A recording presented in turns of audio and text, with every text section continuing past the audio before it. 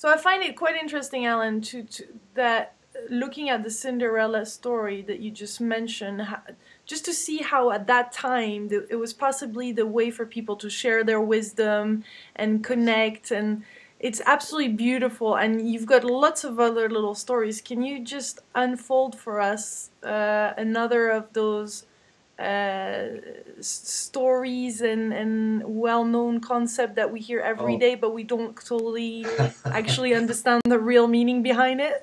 I'd love to, because there are so many. And one of the things that gets said to me a certain amount is that wonderful cliche that you have to kiss a lot of frogs before you find the real prince. Uh-huh. And I always laugh at that, because that's not the original fairy tale.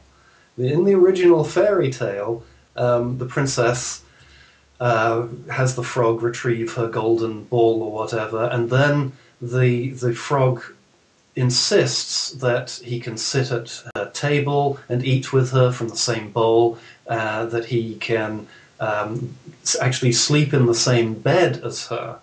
And, you know, at that point, of course, many people say, oh, well, this is where the princess kisses the frog and he turns into a prince and they all live happily ever after. Yeah. Well, that's the Disney version, and it's not true to the original, which is centuries old and has survived for a reason. The original version is the princess is so fed up with this frog that keeps insisting on being close to her that she picks it up and she hurls it against a wall to kill it. Oh my God!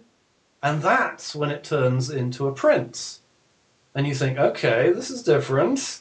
Yeah. And it's different because that marks the place when the princess, instead of just acquiescing and having this slimy, nasty frog beside her telling her what to do, she says, I deserve better than this, and damn it, I'm going to get it.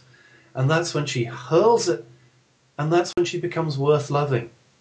That's when she stops being a low self-esteem person who's doing what her father tells her and who doesn't... That's when she says, I deserve better and I am going to get it. And that's the magic, you see, that allows the prince to step forward. Because when she believes that, he can't love, until she believes that and acts on it, he can't love her properly. He can't be transformed. Instead of which, we've just got a frog that's really annoying. And think of how many people, you know, marry people who just happen to be there and insist that they should be married to them. And that's really sad stuff. So why does Hollywood transform all those stories? I think Hollywood transforms it for a very straightforward reason, and that is money, and money depends upon accessibility. And if you have a story such as the one I've just told you, it's very hard to put in cartoon terms. So they said to themselves, exactly. So they took the easiest way out, but unfortunately they threw all the good stuff out at the same time as they were generating this child pleaser. And we, and our children, and generations of children, grow up with this really pitiful version of what it means to find out about love and about yourself. Can you do your next book about unfolding all those stories? That would be wonderful. Well, I'd be very happy to. I'm working away at them, yeah. Yeah, sharing the real version and the true lessons of all those beautiful stories. That would be a wonderful other book. Yeah, there are many, many of them that are worth looking at. And the Grimm brothers collected 350 of these time-honored tales, which are as deep as you care to go. And they're all good, so, yeah. Some of them are in stories, are in 6 Archetypes of Love. Some of them are in Stories We Need to Know, my other book. But there are many more out there.